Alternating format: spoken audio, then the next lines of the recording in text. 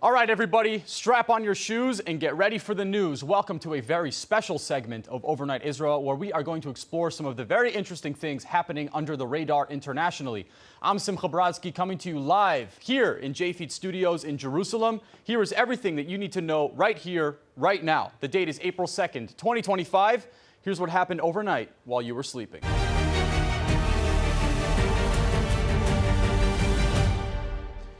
So while you were sleeping, Hamas quietly slashed 3,400 deaths from their fatality list from its August and October 2024 reports, including 1,080 children. The Gaza Health Ministry, which is an arm of Hamas themselves, has been very quick to jack up their numbers in the past. They said that 70% of their casualties were women and kids. Then they quietly walked that back while nobody was watching.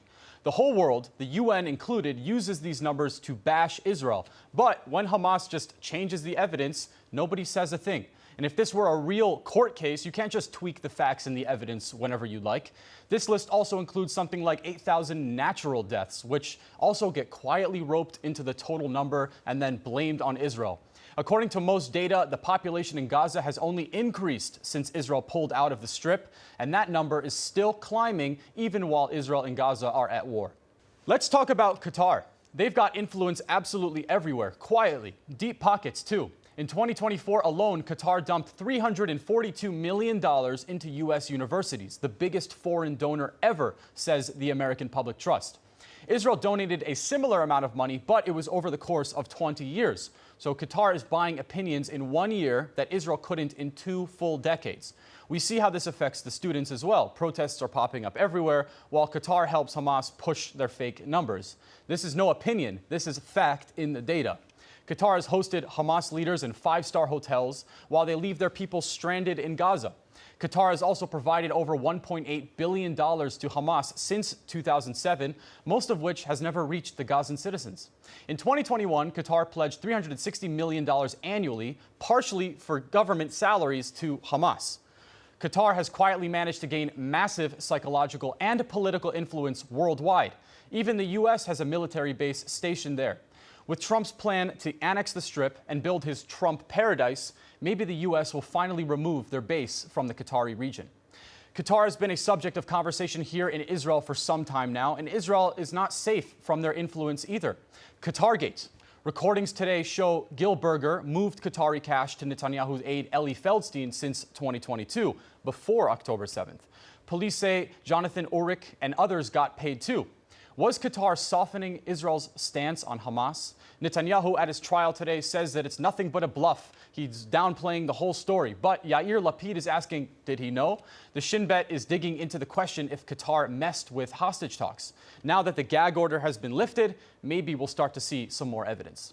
10 planes carrying Gazans, who are reportedly dual nationals, departed from southern Israel's Ramon airport, headed for Germany, Romania, and the UAE. It's all part of a trial to evacuate as many Gazans as possible. The Interior Minister was also on site watching the process to ensure everything runs smoothly. Hopefully they'll enjoy their new life in Europe. Netanyahu is shaking up the Shin Bet again. He is officially putting the acting deputy, in charge until Ronen Bar's replacement is set. Bar is out April 10th. Yesterday, he ditched Eli Sharvit after political heat, and today he's talking to insiders, but is going to run for now. The High Court's holding up Bar's exit till they check it. With Qatargate blowing up, the timing for this is quite rough. In Yehuda and Shomron, police found a burnt corpse yesterday in Al Ram, north of Jerusalem. Police say her ID points to the fact that she might be Israeli. Cops think it's a criminal job and not terror-related. The Israeli forensic teams are all over it, trying to figure out exactly what happened. And here is a quick rundown on some of the things happening in the United States. Columbia University's Mahmoud Khalil is still in the news as Trump moves to have his green card revoked and him deported because of supposed ties to Hamas, as well as lying on his visa application about ties to UNRWA. A New Jersey judge blocked Trump from moving his deportation case to Louisiana, but he's still locked up there fighting in New Jersey. An anti-Trump Senator Cory Booker made a big show where he talked for 24 hours straight against Trump in the Senate. He's beaten all the previous speaking records so far on the Senate floor. Princeton University is feeling the heat as their government grants were frozen by the feds. likely over last year's pro-Palestinian protests, which, as we mentioned, were likely funded by Qatar. Now they're vowing to finally fight anti-Semitism and keep academic freedom. Well, folks, that's the deal. Hamas fakes deaths and nobody cares, while Qatar's $342 million in 1 year buys U.S. universities to back their lies. Cash seems to run everything in politics, and even Israel is not safe from the heat. Still, 59 hostages remain in Gaza, and we're hoping for some real peace talks sometime soon. For JFeed.com, live here in Jerusalem, I'm Simcha Brodsky. This has been Overnight Israel. Catch you tomorrow.